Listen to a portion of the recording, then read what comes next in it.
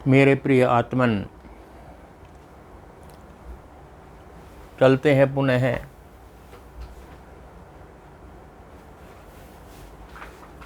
रामचरितमानस की शरण में।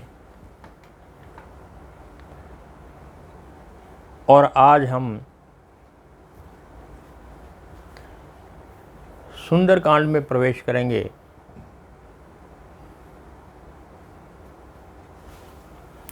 सुंदरकांड वास्तव में सुंदर है, बहुत सुंदर है। सुंदर इसलिए है कि उसमें राम भक्त हनुमान जी का चरित्र वर्णन है सारे कांड में। और हनुमान जी पूर्ण रूप से समर्पित हैं भगवान राम को। आज उनके चरित्र का वर्णन करते हैं हम संक्षेप में ही। पहले उनकी स्तुति कर लेते हैं। अतुलित बलधामं हेमशैलाभदेहं धनुजवन कृशानुं ज्ञानिनाम अग्रगण्यं सकल गुण निधानं वानराणामधीशं रघुपति प्रिय भक्तम वातु जातम नमामि।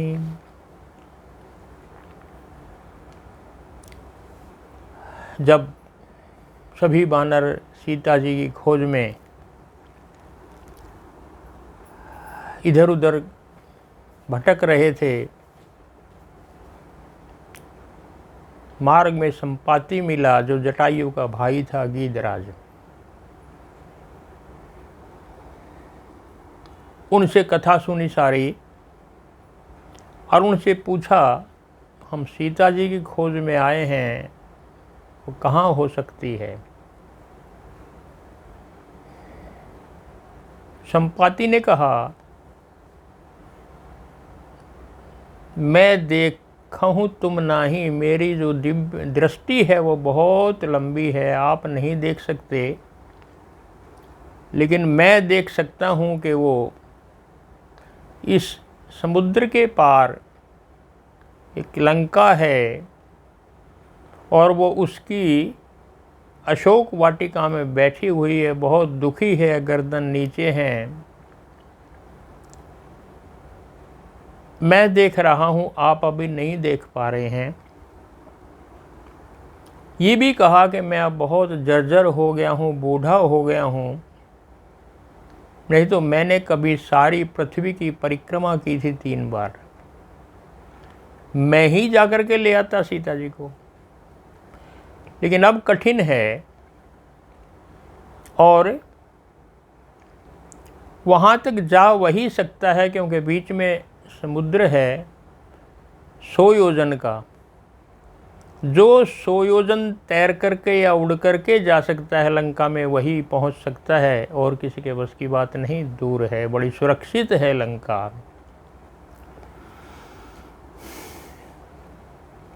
सब विचार करने लगे। जाम्बवान है, अंगद है, सुग्रीव है, हनुमान जी हैं और वानर हैं। कैसे करें, कौन जाएगा। अंगद कह रहे हैं मैं जा तो सकता हूँ, लेकिन आ पाऊंगा इतना मुझे विश्वास नहीं है, इतनी शक्ति नहीं है। रीछपति जाम्बवान ने भी कहा, मैं भी बूढ़ा हो गया हूँ, मेरे बस की बात भी नहीं है जाना। सब ने अपनी असमर्थता प्रकट की। अंगद को तो कह दिया जाम्बवान ने, हम तो आपको जाने भी नहीं देंगे क्योंकि आप तो हमारे नेता हैं अभी इस अभियान के। अब हनुमान जी भी खड़े हैं थोड़ा सा दूर, कुछ नहीं बोल रहे हैं। शांत स्वभाव है, बोलते नहीं हनुमान जी। तब रीछपति जाम्बवान ने कहा हनुमान जी को बुला करके, कहे ही रीछपति सुनु हनुमाना, काचुप साधि रहे हु बलवाना, पवन तनय बल पवन समाना, बुद्धि विवेक विज्ञान निधाना।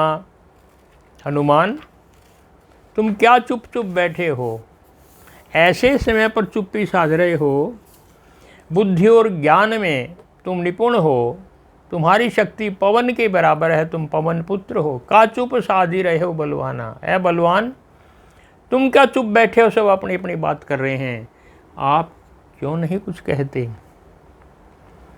कवन सो काज कठिन जग माही, जो नहीं हो तात तुम पाही। ऐसा संसार में कौन सा कठिन काम है, कठिन से कठिन काम है जो तुम्हारे से नहीं होता। जामवान जानते हैं हनुमान जी को, इतना विश्वास है हनुमान जी के ऊपर। दूसरे केवल इतना नहीं कहा, कुछ और भी कह दिया, केवल कवन सो काज कठिन जग माही, संसार में ऐसा कोई काम ही नहीं जो तुम नहीं कर सकते। यदि तुम्हारे में इतनी शक्ति है कि तुम कर सकते हो, तो फिर तुम आए किस लिए हो संसार में, किस लिए आए हो। जामवान जी याद दिला रहे हैं उनको, राम काज लगी तब अवतारा, सुनते ही भयहु पर्वताकारा। तुम्हारा अवतार ही राम के काम के लिए हुआ है, राम काज लगी तब अवतारा।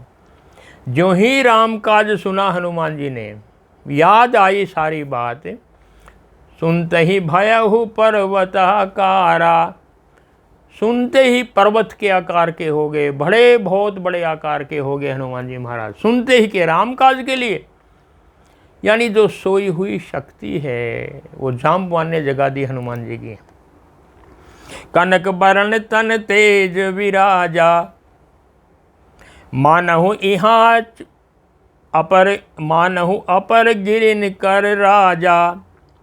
कनक बर्ण सोने का जैसे वर्ण हो गया हो, तेज विराजने लगा स्वर्ण की तरह से, और मानहु अपर गिरिन कर राजा, जैसे सारे गिरी जितने पर्वत हैं उनका राजा है, इतना महान हो गए हैं। सिंहनाद करी बार ही बारा, लीलही नागहु जल निधि खाला। बार बार सिंहनाद कर रहे हैं, गरज रहे हैं सिंह की तरह से, कहले अभी अभी लील जाऊंगा सारे सागर को, अभी पी जाऊंगा, अभी समाप्त कर दूंगा। जागृत हो गई हनुमान जी की शक्ति। सहित सहाय रावण ही मारी, आनहु इहाँ त्रिकूट उपारी।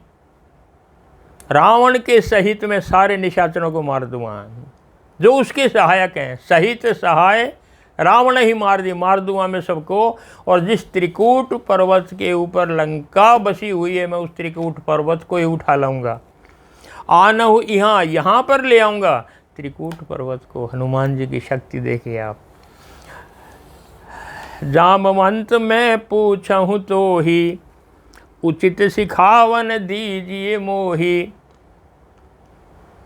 हे जामवान, तुम मुझे मेरा मार्गदर्शन करो, मुझे क्या करना चाहिए, मुझे उचित सिखावन दो, मुझे करना क्या चाहिए। मैं तो ये सब कुछ कर सकता हूँ, मैंने बता दिया। जब आपने कह दिया कि मेरा अवतार वही राम के कार्य के लिए है, तो मैं सब कुछ कर सकता हूँ, पर क्या मुझे सब कुछ करना चाहिए, तो मुझे क्या करना चाहिए मुझे बताइए आप। क्योंकि जाम्बवान उनमें सबसे बड़े हैं, बहुत ज्ञानी हैं, बहुत अनुभवी हैं, बहुत अनुभवी हैं, विद्वान हैं और बलवान भी हैं। जीवन के बड़े अनुभव हैं उनके, इसलिए हनुमान जी को बड़ों से पूछना ही चाहिए। केवल शक्ति ही काम नहीं आती, शक्ति के साथ बुद्धि भी काम आती है। यदि शक्ति के साथ बुद्धि नहीं होगी तो शक्ति विनाश भी कर सकती है। इसलिए आवश्यक है कि हम किसी बड़े का अनुभव का लाभ उठाएं, मुझे क्या करना चाहिए, ये बहुत आवश्यक है। बहुत से व्यक्ति अपने शक्ति में जाने क्या कर देते हैं और उसके बाद उनको बहुत हानि होती है, ये हमने कई बार जीवन में देखा है। इसलिए जो बड़े बूढ़े बैठे हैं उनसे पूछ लेना चाहिए मुझे क्या करना चाहिए, बहुत आवश्यक है। ये नीति की बात भी है, ये राजनीति की बात भी है। और जामवंत ने क्या कहा, कितनी बढ़िया सीख दी है। इतना करहु तात तुम जाई, सीत ही देखी कहे सुधि पाई। तब निज भुज बल राजीव नयना, कौतुक लागी संग सपि कपि सेना।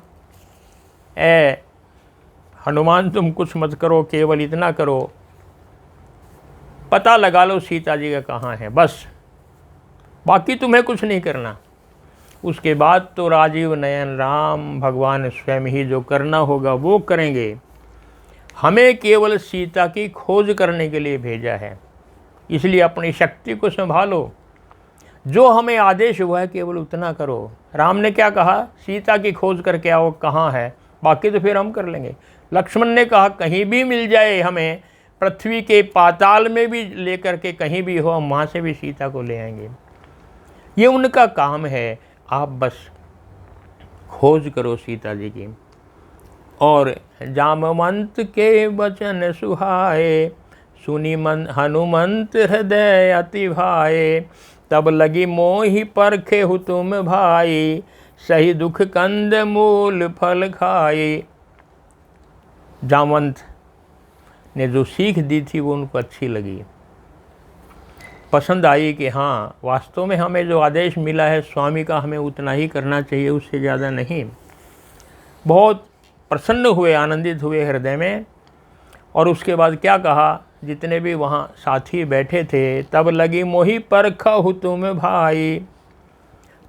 जब तक मैं खोज करके सीता जी के नहीं आऊँगा, मुझे परखना, मेरी प्रतीक्षा करना, यहीं कंदमूल फल खा करके अपना गुजारा करना।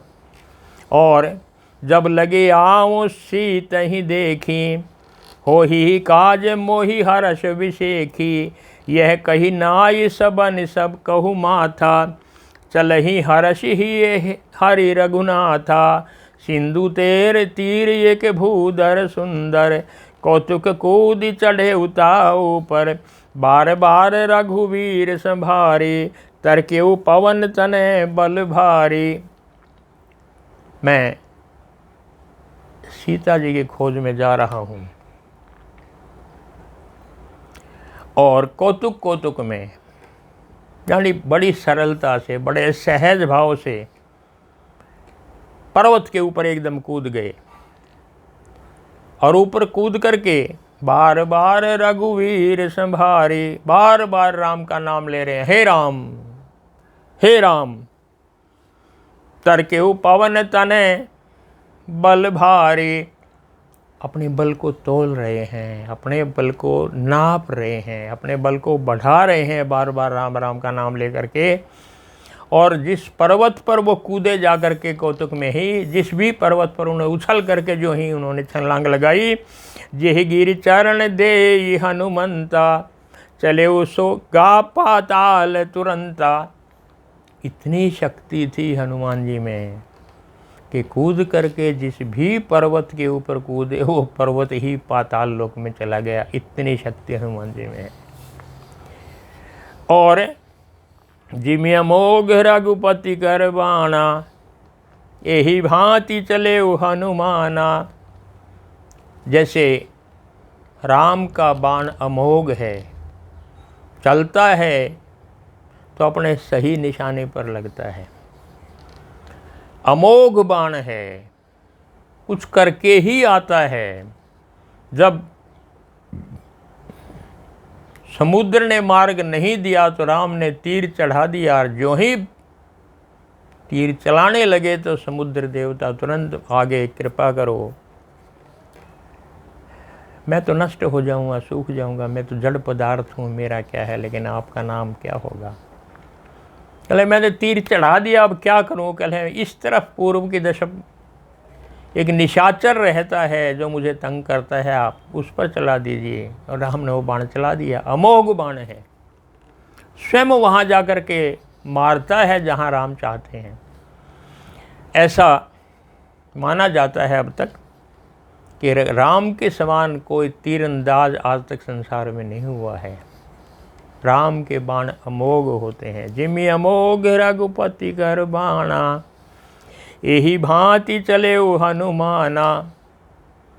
हनुमान जी ऐसे चले वहाँ से कूद करके, जो ही हुआ तो ऊपर से कूद करके गए। हनुमान ते ही परसा, कर पुनि कीन्ह प्रणाम। राम काज कीने बिना मोहि कहाँ विश्राम। जो ही वहाँ से गए, समुद्र के बीच में ही जलनिधि रघुपति दूत बिचारी, तय मैनाक होई श्रमहारी। मैनाक पर्वत था बीच में से, जहाँ से हनुमान जी गए थे, वैसा उनको मार्गदर्शन दिया गया था। वो स्थान तो वो था जहाँ से थोड़ा थोड़ा उथला पानी था, ऊपर ऊपर था, जगह जगह से पर्वत ऊपर उठे हुए थे, जगह जगह से। उसी स्थान से जाना था कि वो चाहें तो विश्राम करके जा सकते हैं, तैर करके जा सकते हैं जैसा मौका लगे, और जैसे चाहे तो वो ऊपर उड़ करके भी जा सकते हैं। इस प्रकार का वो स्थान था, और ऐसे ही स्थान पर पुल बनाया था नल नील ने। तो जो मैनाक पर्वत था, देखिए जीवित हो चुके हैं, जिसको हम जड़ समझते हैं वो भी देवता हैं। मैनाक पर्वत ने कहा ये तो राम का दूत है, वो राम के कार्य के लिए जा रहा है। क्या कहा मैनाक ने? आओ थोड़ी देर विश्राम कर लो। तय मैनाक हो ये श्रम हारी, आ जाओ थोड़ा श्रम मिटा लो। मैनाक ने कहा थोड़ी सी देर विश्राम कर लो, हनुमान जी फिर चले जाना। हनुमान जी ने क्या कहा? हनुमान ते ही परसा, उसको स्पर्श किया बड़े प्यार से मैनाक पर्वत को, और पुनि कीन प्रणाम, उनको प्रणाम भी किया। आपकी बड़ी कृपा, आप मुझे विश्राम के लिए कह रहे हैं, लेकिन राम काज कीने बिना मोहि कहाँ विश्राम। बहुत महत्वपूर्ण पंक्तियां हैं, हनुमान जी के मन में ही ये बात है। राम काज कीने बिना भला मैं विश्राम कर लूं? क्योंकि ऋक्षपति ने बताया था जाम्बवान ने, राम काज लगी तब अवतारा, तुम्हारा अवतार ही राम के कार्य के लिए हुआ है। वही बात हनुमान जी कह रहे हैं, राम काज कीने बिना मोहि कहाँ विश्राम। ये पंक्तियाँ केवल हनुमान जी के लिए हों ऐसा नहीं है, ये पंक्तियाँ हम सब के लिए हैं। हम संसार में आए हैं, किसी विशेष लक्ष्य के लिए आए हैं। भगवान ने हमें भेजा है, उनकी लीला में हम भी एक पात्र हैं। और आप देखेंगे इस संसार में प्रत्येक व्यक्ति का अपना अपना कर्म है, प्रत्येक व्यक्ति अपने अपने कर्म में लगा हुआ है, और जो उसको काम दिया गया है, भगवान ने जैसे सौंपा हो, वो वही काम कर रहा है, दूसरा कर ही नहीं सकता। ये सब प्राकृतिक, ये एक विशालता है, प्राकृतिक जो बना दिया गया है, प्रबंध है उसका, भगवान का, तभी ये बात बनती है। नहीं तो आप देखेंगे किसी को दिया है काम, तुम इंजीनियरिंग का काम जा कर के करो, किसी को कहा तुम डॉक्टर बनो, किसी को कहा तुम सीए बनो, किसी को कवि हृदय दे दिया, किसी को बहुत बड़ा लेखक दे दिया है, किसी को नृत्य कर रहे हैं। यानी केवल पूरी प्रकृति में जिसको जो कर्म दिया है, गुलाब को कहा तुम ऐसे खिलो और ये सुगंध होनी चाहिए, गेंदे को कहा तुम ऐसे खिलो और ये सुगंध होनी चाहिए। इसको देखें आप, यानी पूरी प्रकृति जैसे बांट रखा है परमात्मा ने, किसको क्या काम करना है। हमें भी वही करना चाहिए कि जो हमारे योग्य कर्म है, जिस लिए हम आए हैं, वो हमें कर्म अवश्य करना चाहिए, और नहीं करते तो उसका दंड हम ही भोगते हैं। इसलिए यदि परमात्मा ने हमें अवतरित किया है, एक बात और समझ लें, केवल राम का ही अवतार हुआ हो या कृष्ण का ही अवतार हुआ हो और विष्णु के अवतार हैं वो, आप ये समझेंगे आप भी अवतरित हुए हैं, आपका भी अवतार हुआ है। प्रत्येक व्यक्ति परमात्मा के धाम से जब पृथ्वी पर आता है तो उसका अवतरण ही होता है। और जब अवतरण होता है तो उसमें फर्क है कि कृष्ण कितने महान हैं, राम कितने महान हैं, और हम कितने हैं। पर जितने भी हैं उतना तो कर्म करें। संसार में कोई भी वस्तु व्यर्थ नहीं बनाई भगवान ने, तिनका भी व्यर्थ नहीं है। इस बात को समझ लेंगे आप। ये मत समझो कि जो बहुत बड़ी बड़ी वस्तुएं हैं, जैसे वृक्ष है, वट वृक्ष, वो तो बड़े काम का है, तिनका काम का नहीं है। नहीं, तिनका भी काम का है, उसका अपना कार्य है। वट वृक्ष का अपना कार्य है, सूर्य का अपना कार्य है, चंद्रमा का अपना है, सब अपने अपने कर्म में लगे हुए हैं और वो कर्म उनका धर्म है। धर्म का अर्थ है स्वभाव। तो प्रत्येक व्यक्ति, हम भी अपने अपने धर्म में, अपने अपने कर्म में लग जाएं। ये केवल हनुमान जी के लिए नहीं कि राम काज कीने बिना मोहि कहाँ विश्राम। हम भी क्यों विश्राम करें, जो हमें कर्म परमात्मा ने सौंपा है, हम उसमें अपनी पूरी सामर्थ्य लगा दें, जितना हम हैं। उसके बाद भगवान जाने, उसको ना रोकें। यही प्रत्येक व्यक्ति के जीवन में काम आना चाहिए कि राम काज कीने बिना मोहि काम, मुझे विश्राम कहाँ जब तक मैं राम का, क्योंकि प्रत्येक काम राम का ही तो कार्य है। हम उसी के भेजे हुए हैं। जो कुछ संसार में हो रहा है सब उसी का कार्य हो रहा है। हमारा कार्य क्या है इसमें? हम तो ऐसे समझें जैसे कठपुतली हैं, जैसे वो नचाता है नाचें, पर अपने ढंग से सुंदर नाचें। भाई यही हमारा कृत्य है। इसलिए आप देखेंगे इस पूरी प्रकृति में जो भी कर रहे हैं, जो नाच रहे हैं, वो नाच ही रहे हैं। कई बार आदमी निठल्ला हो जाता है, लेकिन कोयल को यदि राग दिया है तो कोयल राग गाती है मीठा। यदि मोर को नृत्य दिया है तो मोर नाचता है। घास को ज़मीन में दिया है तो घास बिछ जाती है, लेटो मेरे ऊपर, बैठ जाओ मेरे ऊपर। जिसको दिए हैं, वृक्षों में फल दिए हैं तो वो पूरा पूरा फल देते हैं। सूर्य को कार्य दिया है, सुबह उगो शाम को डूबो, तो सूर्य अपना काम कर रहा है और 1 मिनट की भी देरी नहीं होती। आप देखते हैं जो आज्ञा सूर्य को दी है, सूर्य उसी समय उगता है, और जो आज्ञा दी उसी समय वो डूब जाता है। सब कुछ समय पर इतनी व्यवस्था है परमात्मा की कि सब कुछ उस व्यवस्था के अधीन सब कुछ ठीक ठाक चल रहा है। और वो इसलिए चल रहा है कि वो ये समझते हैं राम काज किए बिना मोहि कहाँ विश्राम। हम भी संसार में जिस कार्य के लिए आए हैं, हमारी सामर्थ्य कम होगी कोई बात नहीं, जितनी शक्ति है उतनी पूरी लगा दें, ये हमारा धर्म है। यही राम का कार्य है। कोई दूसरा ये नहीं कि हम उस ज़माने में होते और हम भी हनुमान होते और हम भी लंका पार करते, नहीं। हर समय समुद्र बीच में है, हर समय हमें उसको पार करना है। हर जीवन में कठिनाइयाँ हैं, प्रत्येक जीवन में प्रयास करना है, प्रत्येक जीवन में मेहनत करनी है। मेहनत वो पढ़ाई में हो, पैसा कमाने में हो, गाने में हो, बजाने में हो, कुछ भी करने में हो, समझिए कि हर समय समुद्र है, हमें उसे पार करना है। तो हम ये सोच करके पार करें कि बीच में यदि कोई आलस भी आ जाए कि आओ विश्राम कर लो, आप आराम कर लो, क्या करोगे काम करके? नहीं, ऐसा नहीं है। बिल्कुल मन में हम ये सोचें कि राम काज कीने बिना मोहि कहाँ विश्राम। मैं तो राम के कार्य के लिए आया हूँ और जितना मुझ में सामर्थ्य है वो पूरा करके चला जाऊँगा। एक दिन तो जाना ही है संसार से, लेकिन जाएं तो कुछ करके जाएं। चाहें तो कुछ ऐसा करके जाएं कि राम भी प्रसन्न हो जाएं कि हाँ, उस कार्य के लिए आए थे, जिस कार्य के लिए आए थे वो हम कर रहे हैं। इसलिए हनुमान जी ने यही बात कही, राम काज कीन्हे बिना मोहि कहाँ विश्राम। आगे और बढ़ते हैं।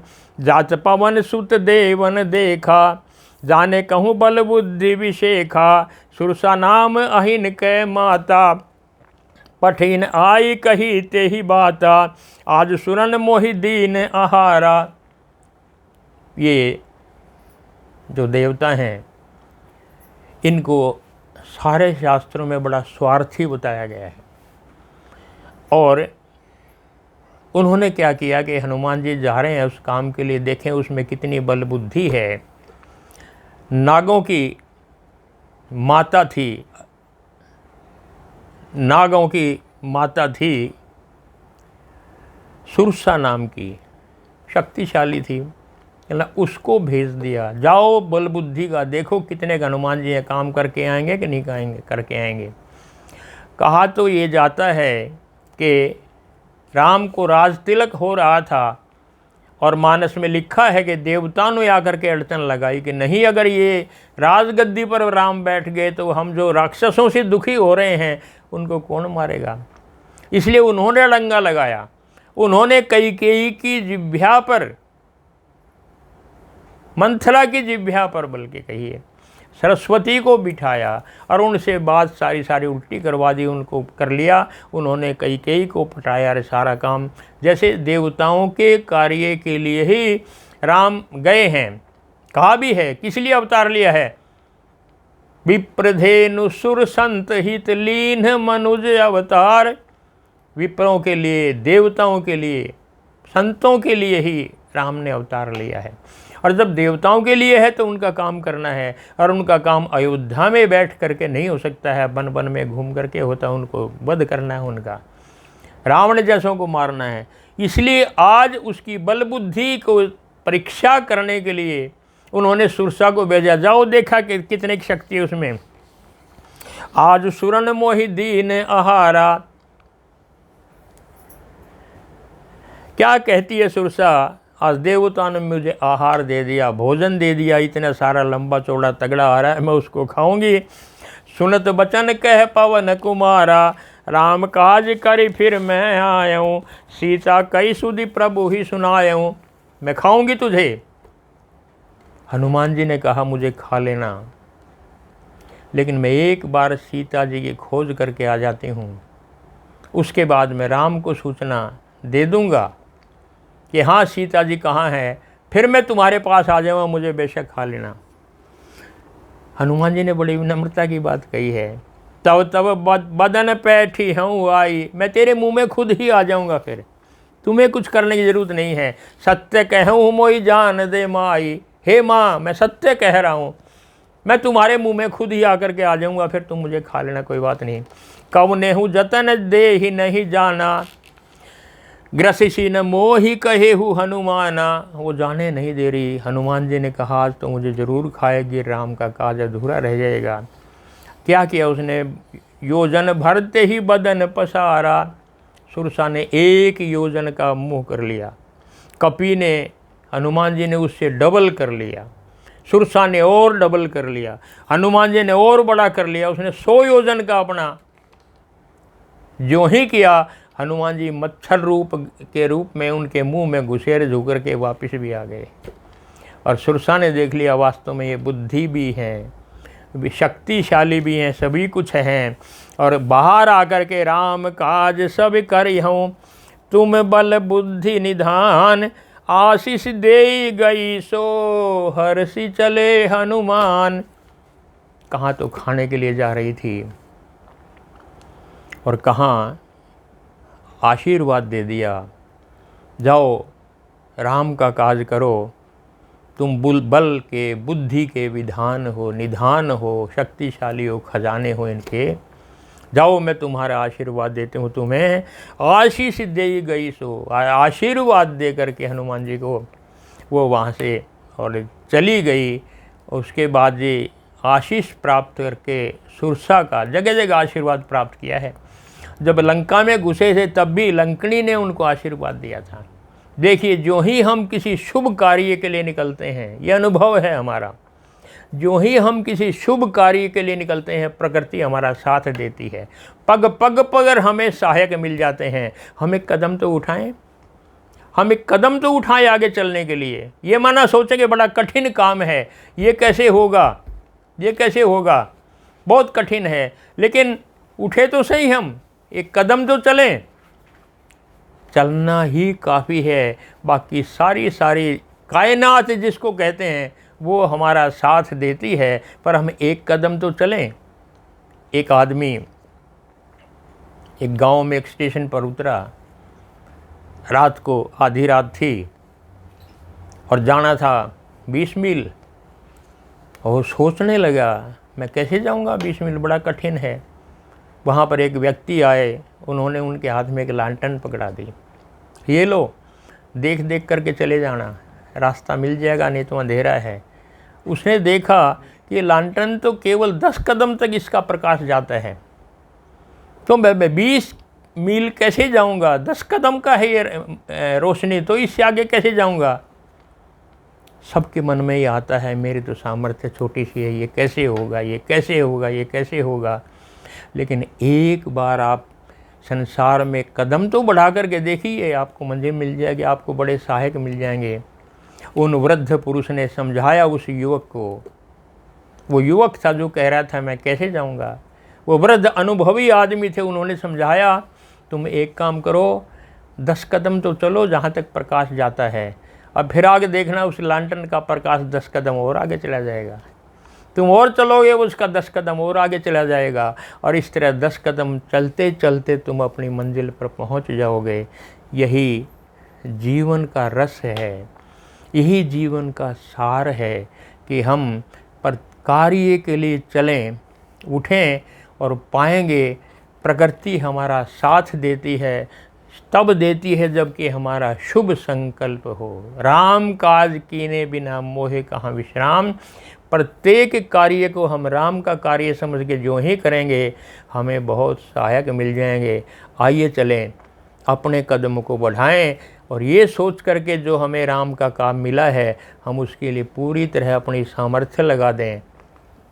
आज इतना ही, आगे हनुमान जी क्या करते हैं फिर अगले प्रसंग में करेंगे। आज इतना ही। जय श्री राम।